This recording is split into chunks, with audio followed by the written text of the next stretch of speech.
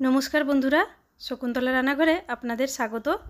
आज निये एसे गेছি आटा माखा और बेला झामेला छाड़ाई आलुर परोटा रेसिपि। आलू परोटा बानानोर जोन्नो सबथेके झामेलार विषय हलो आलुर पुर भरे परोटा बेला। किन्तु आज आमी जेभावे बानाबो एटा सबथेके सहज उपाये बानिये देखाबो और खूब कम समय तैरी हये जाबे। एते आपनारा बेशी करे पुर दिये टेस्टी आलुर परोटा बानिये निते पारबेन। एटा आपनारा बाच्चादेर टिफिनेও दिते पारेन, अनेकक्षण पर्यन्त नरम थाकबे, किंबा बाड़ीते बानिये सकाले खेते पारेन। ताहले चलुन स्टार्ट करब आजकेर रेसिपि। प्रथमे आमरा आलुर स्टाफिंगटा बानिये नेब। तार जोन्नो एखाने आमि 4टे मिडियाम साइजेर सेদ্ধ आलू निये निয়েছি। आलुर मध्य परिमाण मतो नुन दिये देब। तारपर एटाके भालोभाबे चटके निते होबे। आमि एखाने एकटा मैशार दिये मैश करे निচ্ছি। आपनारा हाते करेও चटके निते पारेन। एखाने आलूके एकेबारे स्मुथ करे चटकानोर दरकार नेই, हालका हालका एकटु गोटा अंश रेखे मैश करे निচ্ছি।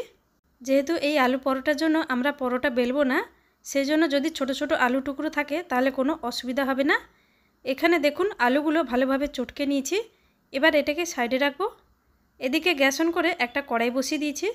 কড়াই গরম হয়ে গেলে এর মধ্যে 1 চামচ দিয়ে দেবো তেল। তেল গরম হয়ে যাওয়ার পর দিয়ে দেবো 1 ছোট চামচ গোটা জিরে।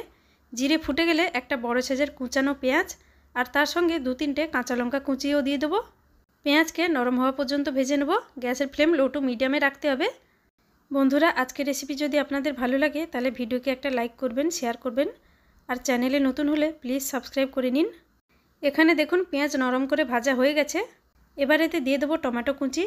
এখানে আমি একটা মিডিয়াম সাইজের টমেটোকে ছোট ছোট করে কেটে নিয়েছি। আর এতে আমি আদা রসুন কিছু দিতে চাইছি না। আপনি যদি আদা রসুন বাটা দিতে চান বা শুধু আদা বাটা দিতে চান তাহলে পেঁয়াজ ভাজার পর সেটাকে দিয়ে একটু ভেজে নেবেন, তারপর টমেটো অ্যাড করবেন। এবার এতে আমি দিয়ে দেবো 1/2 চামচ হলুদ গুঁড়ো, 1 চামচ ধনে গুঁড়ো, তারপর সব কিছু ভালোভাবে মিক্স করে নেব। এবার এতে আমরা অল্প পরিমাণ নুন দিয়ে দেবো। খেয়াল রাখবেন আলুতেও আমরা নুন ব্যবহার করেছি। নুন দিয়ে আবারও ভালো করে নেড়েচেড়ে মিক্স করে নেব। তারপর কভার করে 2 মিনিট মতো মশলা কষে নেব, বা ততক্ষণ কষবো যতক্ষণ না টমেটো নরম হয়ে যাচ্ছে। 2 মিনিট পর আরেকবার নেড়েচেড়ে মিক্স করে নেব। এখানে দেখুন টমেটো ভালোভাবে সফট হয়ে গেছে। এবার এতে আগে থেকে চটকে রাখা আলু অ্যাড করে দেব।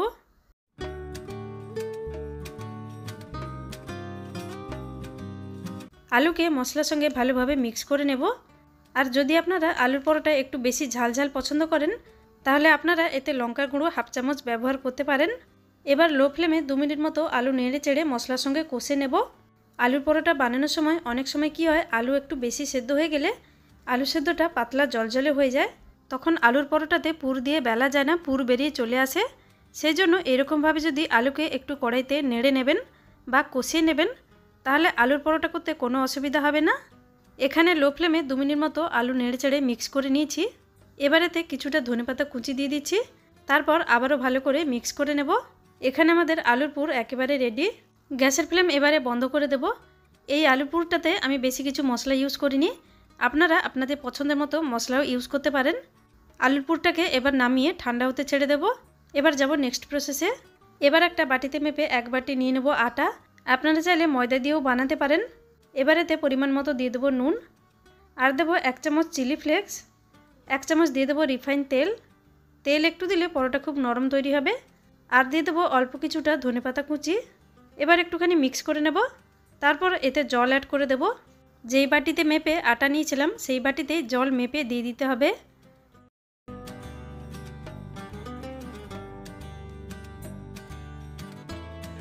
এখানে আমি 1 বাটি আটা নিয়েছিলাম, 1 বাটি আটার জন্য 1.5 বাটি জল ইউজ করলাম।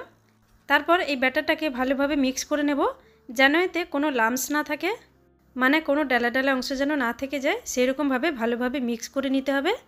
এই ব্যাটারটা বেশি পাতলা হবে না আর বেশি গাঢ়ও হবে না, সেমি থিক কনসিস্টেন্সি রাখতে হবে। দেখুন এইরকম কনসিস্টেন্সি রাখতে হবে। আজ এই লিকুইড ব্যাটার দিয়েই আলুর পরোটা বানিয়ে নেব।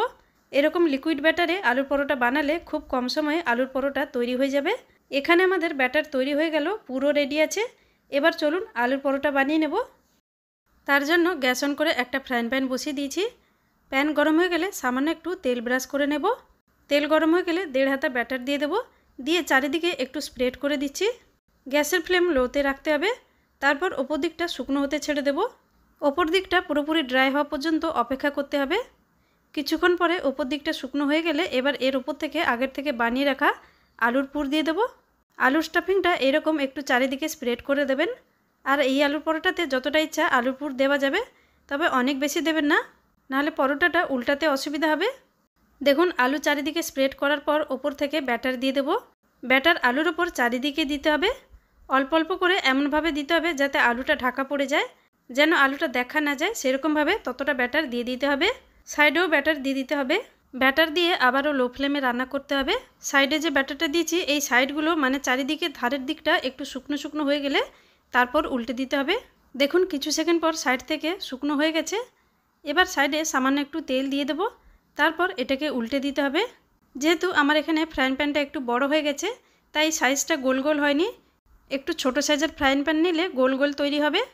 এবার উল্টে দিয়ে 3 থেকে 4 মিনিট মতো এদিকটাও ভালোভাবে সেঁকে নিতে হবে। এই পরোটা আমি ননস্টিক প্যানে বানিয়েছি, আপনারা এটা তাওয়াতেও বানাতে পারেন।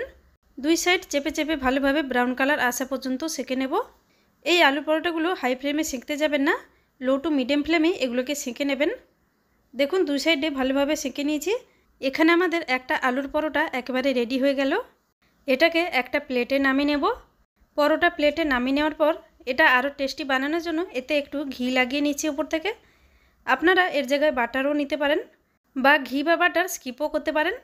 এবার আমি এটাকে কেটে দেখিয়ে দিচ্ছি, দেখুন কত পুরে ঠাসা আলু পরোটা তৈরি হয়েছে।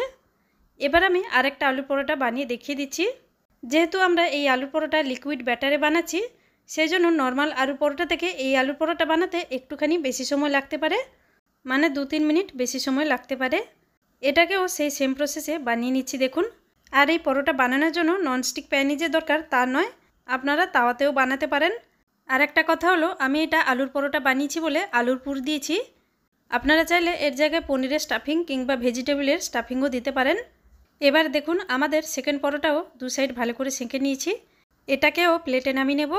এই পরোটা আপনারা টমেটো সস দিয়ে খেতে পারেন, দই দিয়েও খেতে পারেন। তাহলে আপনারাও এই পদ্ধতিতে আলুর পরোটা বানিয়ে নিন, আর কেমন হয়েছিল আমার সঙ্গে শেয়ার করতে ভুলবেন না। আজ তাহলে এই পর্যন্ত, চলে আসবো আর একটা অন্য কোনো রেসিপি নিয়ে। ততক্ষণ ভালো থাকবেন, সুস্থ থাকবেন। Thanks for watching.